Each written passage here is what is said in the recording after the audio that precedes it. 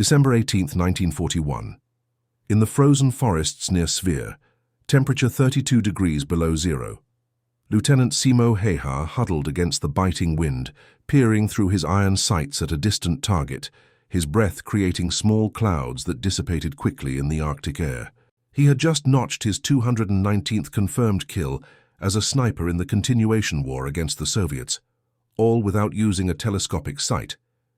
He believed this made him superior, more reliable, a true Finnish marksman unreliant on foreign technology. Little did he know that in less than 6 months, this deeply held conviction would be completely upended.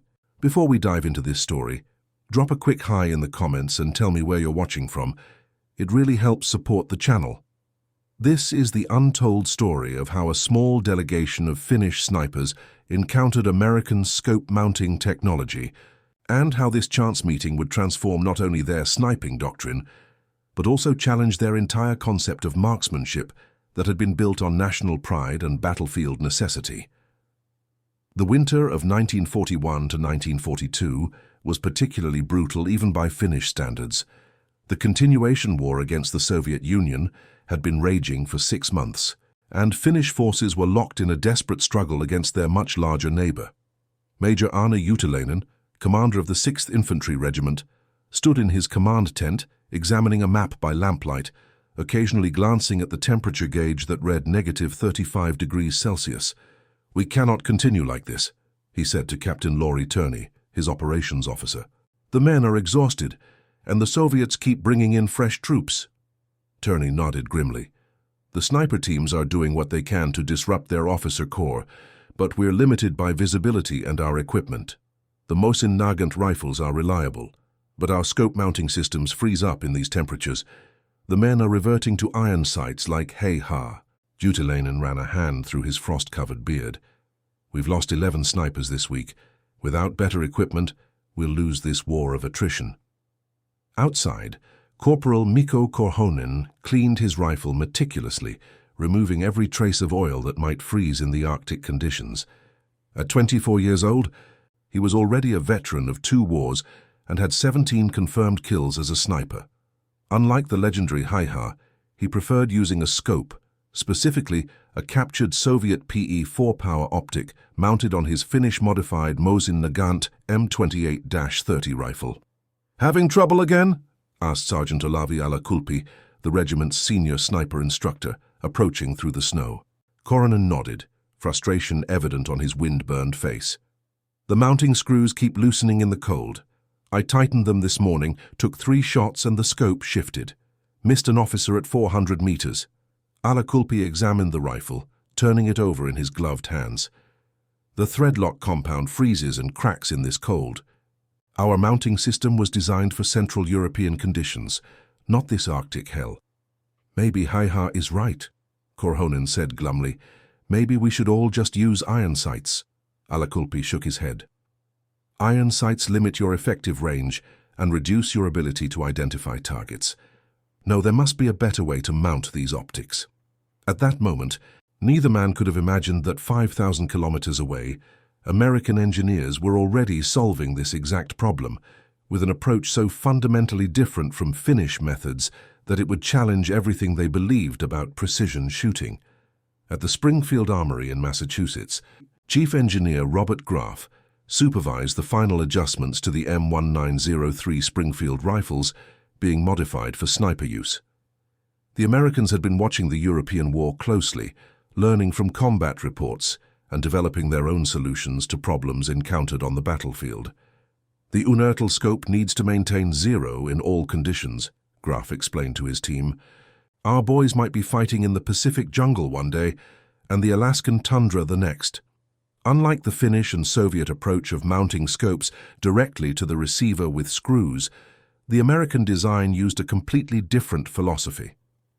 The Unertel scope featured long steel mounting tubes that extended beyond the optic itself, with sturdy spring-loaded mounts that allowed the scope to move backward under recoil before returning to its precise 0 position. "The secret is in allowing controlled movement rather than fighting against it," Graf explained to an observer from the War Department. "Every shot creates vibration and recoil, If you try to lock everything down rigidly, something will eventually work loose or break. It was this fundamentally different approach, embracing controlled flexibility rather than rigid mounting, that would soon challenge decades of European sniper doctrine. In Helsinki, Colonel Vilho-Petter Nenonen, the father of Finnish artillery and a ballistics expert, reviewed reports from the front with growing concern. Finland's army was fighting valiantly, but at an unsustainable cost. "We need every advantage we can get," he told General Erik Heinrichs, Commander-in-Chief of the Finnish Defence Forces. "Our snipers are effective but hampered by equipment limitations. We need to explore options with our co-belligerents." Heinrichs nodded thoughtfully. "The Germans have provided some Zeiss scopes, but their mounting systems suffer from the same problems as ours in Arctic conditions." "What about the Americans?" Nenonen suggested. "They haven't entered the war against us, and they're developing new equipment for their own potential Arctic operations." Heinrichs considered this. "It's worth exploring. I'll send a small delegation, technical specialists, to observe American developments. If we can improve our sniping capabilities even marginally, it could make a significant difference." This decision set in motion a chain of events that would bring Finnish sniper doctrine into direct contact with American engineering philosophy, with profound consequences for both. On February 10, 1942, a small Finnish military delegation arrived in Washington, D.C. Led by Major Erkki Rapana, a respected officer from the 14th Division and former hunter. The group included Sergeant Alakulpi, Corporal Korhonen, and 2 military engineers. Their mission was ostensibly to discuss general military cooperation, but their specific focus was on sniper technology, a fact kept relatively quiet, given political sensitivities around Finland's co-belligerent status with Nazi Germany against the Soviet Union. The Americans, eager to learn from Finland's practical combat experience against the Soviets, arranged for the delegation to visit several military facilities, including the Springfield Armory. The Finns were initially unimpressed by the apparent lack of combat experience among their hosts. "These men have not seen real war," Korhonen whispered to Alakulpi as they toured the facilities. "What can they teach us about fighting in Arctic conditions?" Alakulpi nodded but cautioned, "We are here to learn, not judge. American industry is impressive, even if their combat experience is limited."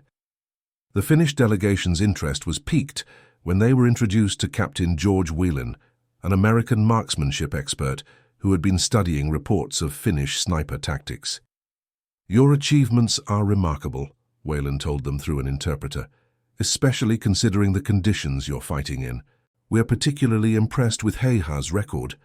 Alakulpi translated for the others, and Korhonen couldn't help but feel a surge of pride. The Americans knew about their legendary marksman. "However," Whelan continued, "our analysis suggests your snipers could be even more effective with proper equipment. Your current scope mounting systems are essentially modified from 19th century designs." This comment, when translated, caused visible stiffening among the Finnish delegation. Their national pride in their marksmanship tradition was being challenged, albeit politely. Major Rapana responded diplomatically, "We have adapted our equipment to our conditions and tactics. Our snipers are among the most effective in the world." "Unquestionably," Whelan agreed. "But imagine what they could accomplish with equipment that never loses zero, even in your harshest conditions." The following day, the Finns were taken to a testing range outside Springfield. There, they observed American technicians demonstrating the Unertal scope mounting system on modified M1903 Springfield rifles. Despite the temperature being well above what the Finns were accustomed to in their home environment, they immediately recognized the potential implications of the design. "Notice how the scope moves backward under recoil, then returns precisely to battery position," explained Robert Graf, now personally guiding the demonstration. "The springs absorb shock instead of transferring it to mounting screws or the fragile internal components of the scope." Through the interpreter, Alakulpi asked, "But does it maintain zero in extreme cold below -30 Celsius?" Graf smiled. "We've tested it in cold chambers down to -40. The design actually performs better in cold conditions because the metal contracts uniformly. The key is that we're not fighting physics, we're working with it." The American technicians fired a series of demonstration shots, then invited the Finns to examine the targets. 5 shots at 300 yards had produced a group smaller than 5 centimeters, precision that Finnish snipers could rarely maintain after their scopes had been subjected to field conditions. Korhonen was the first to test-fire the American rifle. An excellent marksman, he quickly adapted to the new system and placed 5 shots into a tight group at 400 yards. When he examined the scope afterward, he was struck by how the mounting system had maintained perfect alignment despite the repeated recoil. "This is," he began in Finnish, then struggled to find the words. "Revolutionary," Alakulpi finished for him, in English. Major Rapana was more reserved. "It's an interesting approach, but we would need to adapt it to our Mossi Nagant rifles. And there's the question of production capability. Finland cannot manufacture such precision components in our current circumstances." The American officer nodded understanding. "We anticipated that concern. We've prepared a proposal for providing technical assistance and potentially a limited supply of mounting systems that could be adapted to your rifles." That evening in their hotel room, the Finnish delegation engaged in an intense debate about what they had witnessed. "It challenges everything we've been taught," Korhonen said, still visibly excited by the experience. "Our entire approach has been to make everything as rigid as possible. They're doing the opposite, allowing controlled movement." Alakulpi nodded thoughtfully. "It's like judo versus brute force. We've been trying to lock everything down, fighting against the physics of recoil. They're channeling that energy instead." Major Rapana was more cautious. "This would require retraining our snipers. And what would Heha say? He's achieved more without any scope than most snipers dream of with the finest optics." The senior engineer in their group, Lieutenant Kustaa Leto, had been mostly silent until now. "Heha is an outlier, a once-in-a-generation talent. We can't build doctrine around exceptional individuals. We need systems that work for all our marksmen." The debate continued late into the night, touching not just on technical merits, but on deeper questions of Finnish military identity. Their sniping program was a point of intense national pride, admitting they had been doing everything wrong, as one American had tactlessly put it, struck at something fundamental. The next morning, the Finns were introduced to a surprise guest, Lieutenant David Bruno, an American officer of Finnish descent. Bruno's grandfather had emigrated from Finland in the 1880s, and while he spoke only a few words of Finnish, his presence was clearly intended to create a cultural bridge. "My grandfather was from Vasa," he told them, pronouncing the Finnish city name with a credible accent. "He always told me Finns were the most stubborn, practical people on earth. Said once a Finn sees a better way to do something, they'll adopt it immediately, but you have to prove it's better first." This broke the ice considerably, and when the delegation returned to the range, there was a new spirit of openness. This time, they brought their own rifles, Finnish modified Mosin Nagants with their traditional scope mounts, for direct comparison tests. What followed was an eye-opening demonstration. The American technicians had prepared a special test.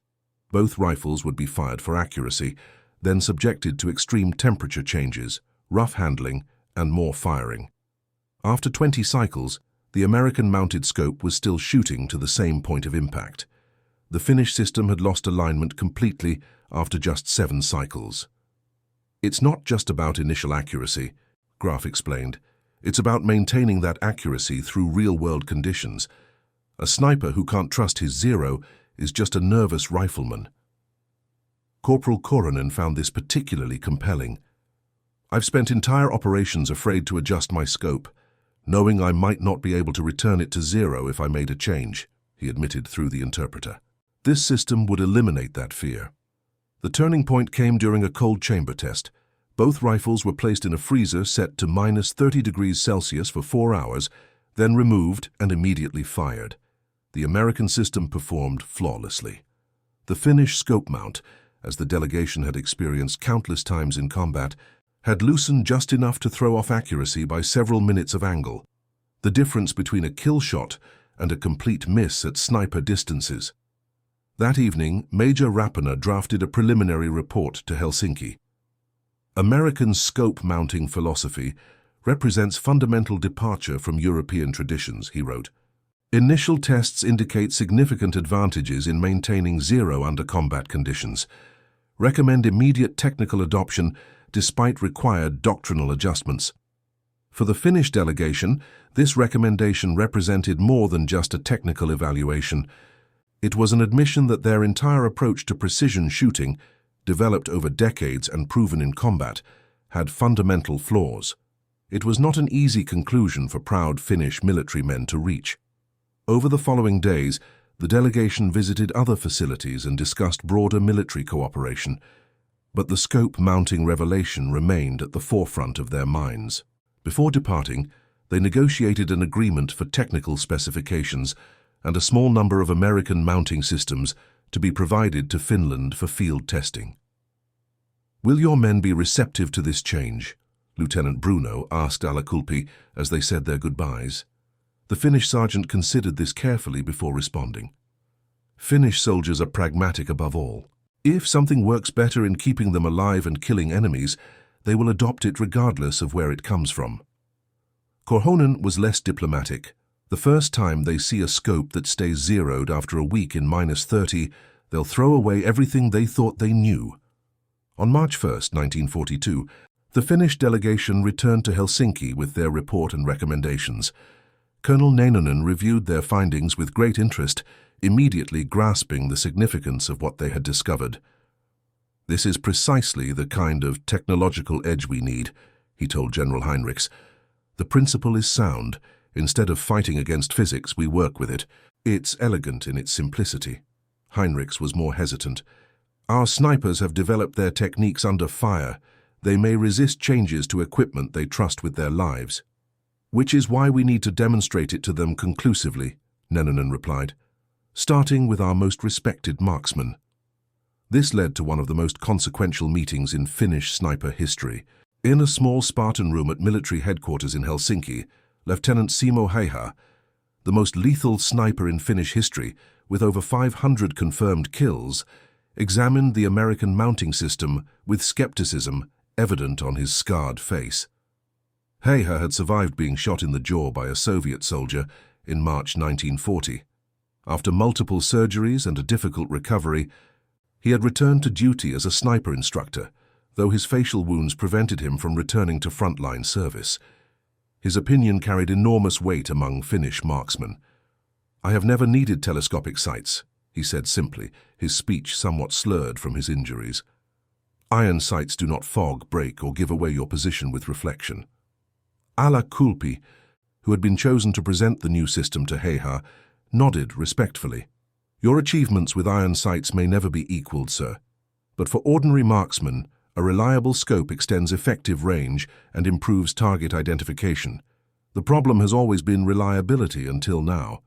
Heiha examined the mounting system carefully, his experienced hands tracing the mechanism that allowed the scope to recoil and return to position.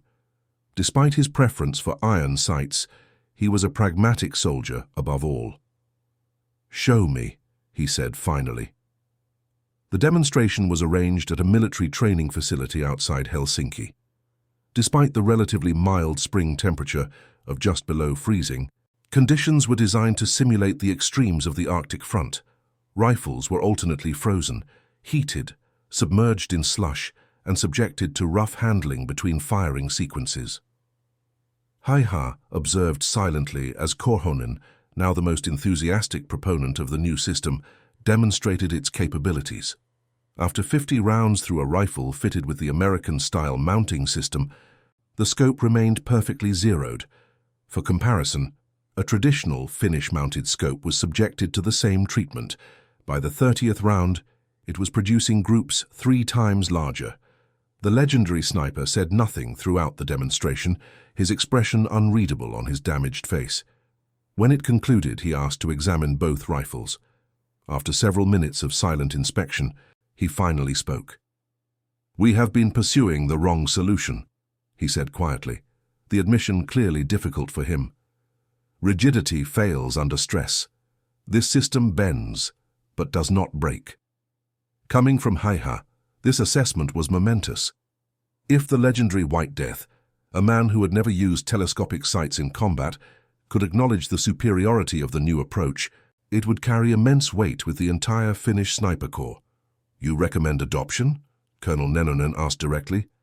Heiha nodded once, decisively. "For those who use scopes, yes, it will save Finnish lives and take more Russian ones. That is all that matters." With Heiha's endorsement, the program moved forward rapidly. The first challenge was adapting the American design philosophy to Finnish rifles and manufacturing capabilities. Lieutenant Leto led a team of engineers who modified the design for production using Finland's limited industrial capacity. "We cannot replicate the precision machining of the Americans," he explained to Colonel Nenonen as they reviewed the prototypes. "But we can capture the essential principle, controlled movement under recoil with reliable return to zero." The Finnish adaptation was somewhat cruder than the American original, but maintained the core functionality. By April 1942, 20 prototype units had been produced and were ready for field testing. Meanwhile, Sergeant Alakulpi developed a training program for snipers who would be using the new mounting system. The difference in philosophy required adjustment for marksmen accustomed to rigid mounts. "The scope will move when you fire," he explained to the first class of snipers receiving the new equipment.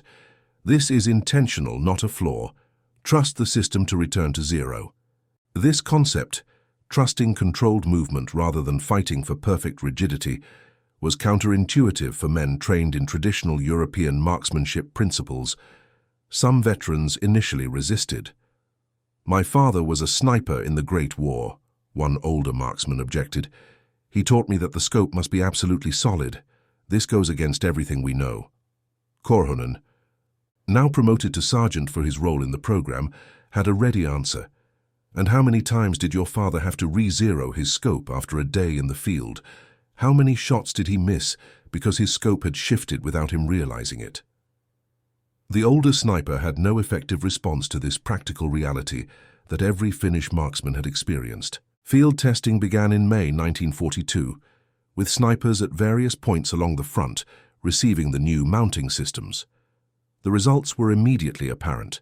Snipers reported maintaining zero for weeks under combat conditions, allowing them to focus entirely on their craft rather than constantly worrying about equipment reliability.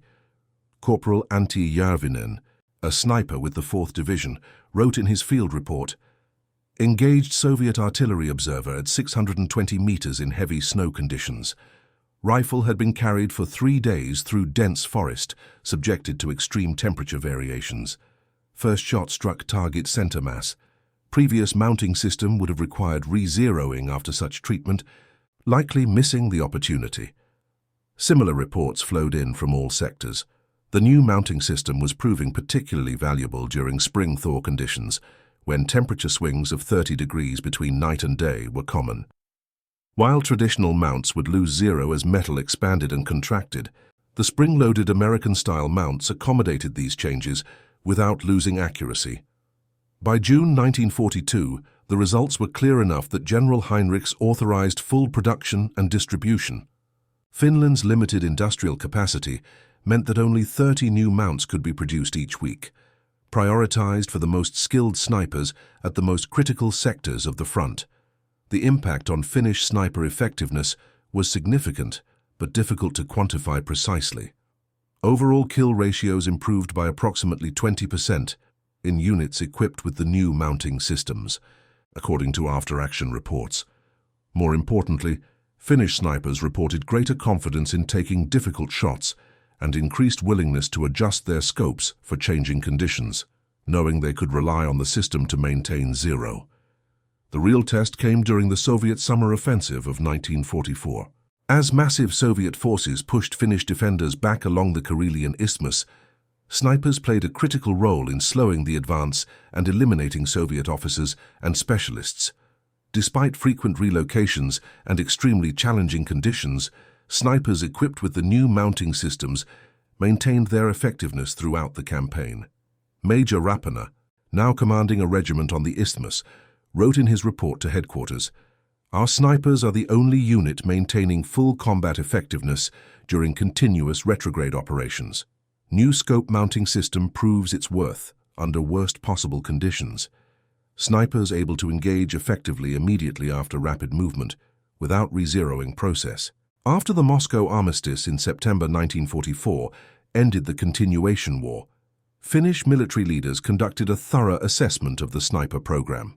The report concluded that the adoption of American-style scope-mounting philosophy had been one of the most successful technical improvements of the war, despite its limited distribution due to production constraints. Colonel Nennanen, summarizing the program's impact, wrote, "This small technical change represents a larger lesson. Sometimes the most significant improvements come not from new weapons, but from fundamentally rethinking how existing technology is employed." The Americans, despite their limited combat experience, approached the problem from first principles rather than tradition. This is a lesson we must apply broadly as we rebuild our defense forces. In the post-war years, as Finland carefully navigated its precarious position between East and West, the lessons from this experience influenced Finnish military thinking well beyond the specific technical application. Finnish arms designers incorporated the principle of working with physical forces, rather than against them, in multiple weapons systems. The story came full circle in the 1960s, when American sniper instructors preparing for Vietnam studied Finnish sniper tactics from the Winter War and Continuation War. Among the documents they reviewed was a report co-authored by Simo Heiha and Olavi Alakulpi, which noted, "The Finnish sniper's greatest strength has always been adaptation to conditions and pragmatic adoption of what works, regardless of source or tradition. This was demonstrated most clearly in our eventual admission that our traditional scope-mounting philosophy was fundamentally flawed. Pride in tradition must never outweigh combat effectiveness." For Mikko Korhonen, who survived the war and later became a shooting instructor for the Finnish border guard, the experience remained one of the most profound of his military career. "Before I saw the American system, I believed absolutely in our Finnish methods," he told a military historian in 1967. "We were so certain of our approach that when we encountered problems, we blamed the conditions, the materials, even the operators, never the fundamental philosophy. It took seeing a completely different approach to realize that we had been fighting physics instead of working with it." He paused, then added with a wry smile, "It's the hardest thing for a soldier or any professional to admit. We've been doing everything wrong, but sometimes that admission is the beginning of true mastery." The legacy of this small technological exchange continued to influence Finnish sniper doctrine through the Cold War and beyond. Modern Finnish military marksmen still train using principles developed from that pivotal exchange in the winter of 1942, when proud Finnish snipers had to admit that their American allies, who had never faced the Soviets in combat, had solved a problem they had struggled with for years. It stands as a testament to Finnish pragmatism that despite their immense pride in their sniper tradition, they were willing to adopt a fundamentally different approach when presented with clear evidence of its superiority. In the unforgiving context of war, results matter more than tradition or national pride, a lesson as relevant today as it was in the frozen forests of Karelia over 8 decades ago. And that concludes our story. If you made it this far, please share your thoughts in the comments. What part of this historical account surprised you most? Don't forget to subscribe for more untold stories from World War II and check out the video on screen for another incredible tale from history. Until next time.